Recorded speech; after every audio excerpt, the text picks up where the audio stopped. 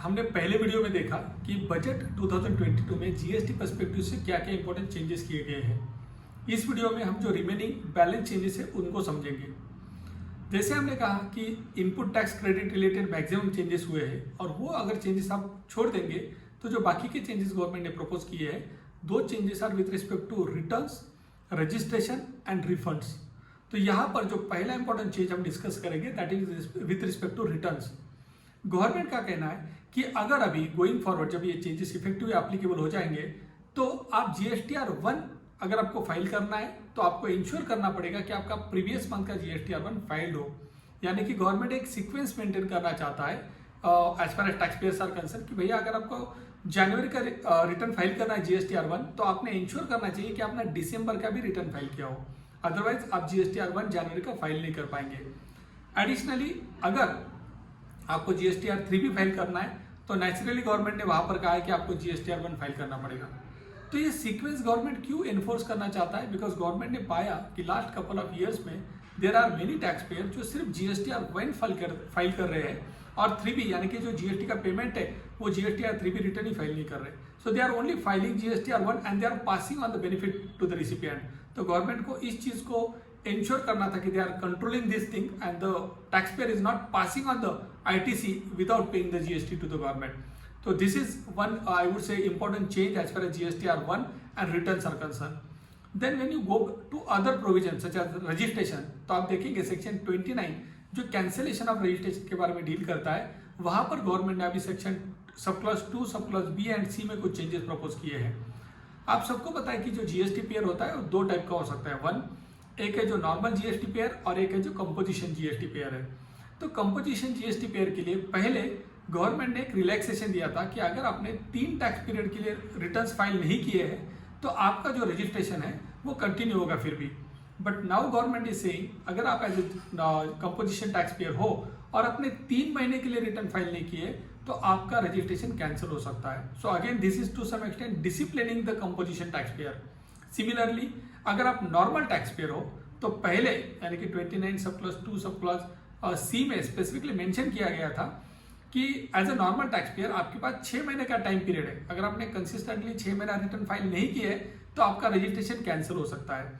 तो गवर्नमेंट ने अभी कहा है कि वो 6 महीने की जगह हम टाइम प्रिस्क्राइब करेंगे, यानी कि आपका नॉन कंप्लायंस कितने महीना कंटिन्यू हो सकता है ये गवर्नमेंट प्रिस्क्राइब करेगा।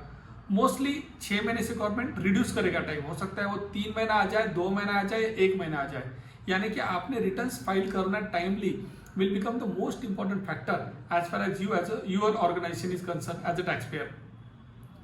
Then कुछ other important changes है, जैसे कि अगर आप नॉन रेसिडेंट हो तो पहले आपका due date of filing of the return was 20th, अभी उसको 7 दिन कम कर दिया है गवर्नमेंट ने, कहा कि 13 को आपको रिटर्न फाइल करना है। TCS का जो रिटर्न होता है उसके लिए गवर्नमेंट ने अभी प्रपोज किया है कि TCS रिटर्न अगर आपने डिले किया तो वहां पर भी आपको लेट फी पे करना पड़ सकता है। देन अदर कुछ इंपॉर्टेंट चेंजेस अगर आप देखेंगे रिफंड के सेक्शन में किए गए हैं। रिफंड के section that is section 54 typically कहता था पहले कि अगर आपके एज ए टैक्स पेयर आपका कुछ रिफंड आपको गवर्नमेंट से ड्यू है, आपको कुछ पैसे गवर्नमेंट से लेने हैं and at the same time आपको गवर्नमेंट को कुछ पैसे देने हैं, बराबर है। तो government before the propose change was able to adjust this but only with respect to refund which is due to you under section 54 sub clause 3।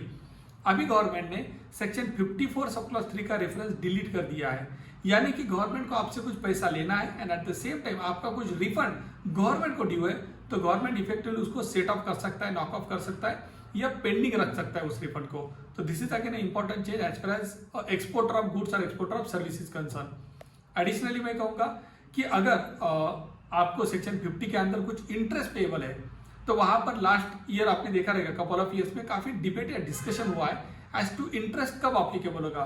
आप जब अवेल करोगे तब इमीडिएटली एप्लीकेबल हो जाएगा या आपको अवेल एंड यूटिलाइज करना है तभी इंटरेस्ट एप्लीकेबल होगा। तो यहाँ पर गवर्नमेंट ने एक बहुत ही इंपॉर्टेंट चेंज प्रपोज किया है। गवर्नमेंट कह रहा है कि अभी आपको जो इंटरेस्ट एप्लीकेबल होगा वो तभी लगेगा ITC पे जब आपने कोई क्रेडिट अवेल एंड यूटिलाइज किया है। तो सेक्शन 50 सब क्लॉज 3 में एक मेजर रिवैम्प या कंप्लीटली सब्स्टिट्यूशन आपको दिखेगा। तो ये एक मेजर चेंज है, बेनिफिशियल चेंज है, यानी कि अगर आपने रॉन्गली कोई क्रेडिट अवेल किया है तो वहां इंटरेस्ट ट्रिगर नहीं होगा, रॉन्गली अवेल एंड यूटिलाइज किया तभी इंटरेस्ट एप्लीकेबल हो जाएगा। एडिशनली फ्रेंड आप ये भी देख सकते हैं कि सेक्शन 50 सब क्लॉज 3 में पहले रेट ऑफ इंटरेस्ट 24% हुआ करता था. Now the government has made a important change and the government is saying retrospectively the rate of interest would be 18%.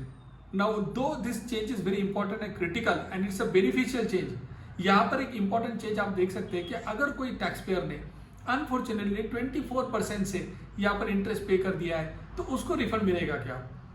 Prima facie certainly the tax authorities are not going to release that refund at they won't be releasing it.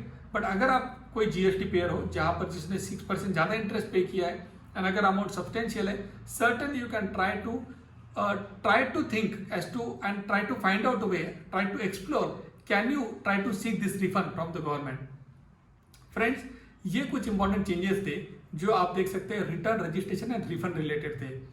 Additionally जो सबसे important change मैं कहूँगा जो as a tax pair आप सबके लिए relevant है, वो चेंज ये है कि गवर्नमेंट ने पहले जो प्रिस्क्राइब किया था कि एज अ टैक्स पेयर अगर आपका कुछ input tax credit financial year से 2021 का मिस हो चुका है तो हम सबके पास अपॉर्चुनिटी था कि हम वो आईटीसी जो है वो सितंबर महीने के रिटर्न्स के साथ ले सकते थे. यानी इफेक्टिवली आपके पास जो ड्यू डेट था to claim the return ITC pertaining to last year was 20th of October of the subsequent year.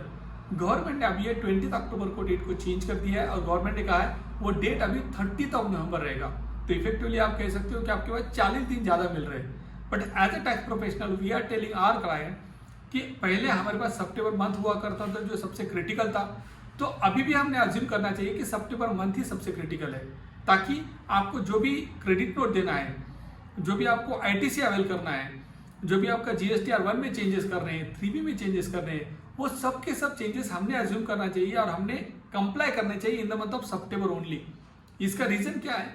ताकि अगर आपको अक्टूबर मंथ में subsequently after this amendment becomes effective, अगर आपको बाद में कुछ चेंजेस पता चलते हैं, अमेंडमेंट पता चलता है, कुछ आईटीसी लेना आपका रह गया है, कुछ और पता चलता है, then you can claim that ITC in the subsequent month. And that the reason friend we are saying yes 40 दिन का एक्स्ट्रा टाइम आपको मिल रहा है, but as a tax payer, as a tax professional we are suggesting it is much better for us to assume कि हमारे लिए due date सितंबर मंथ ही है, सो दैट कुछ बैलेंस क्रेडिट है तो आप सब्सिक्वेंट मंथ में ले सकते हैं. यानी कि जो आपका मैक्सिमम रिकंसिलेशन है वो सितंबर मंथ में ही क्लोज हो जाएगा.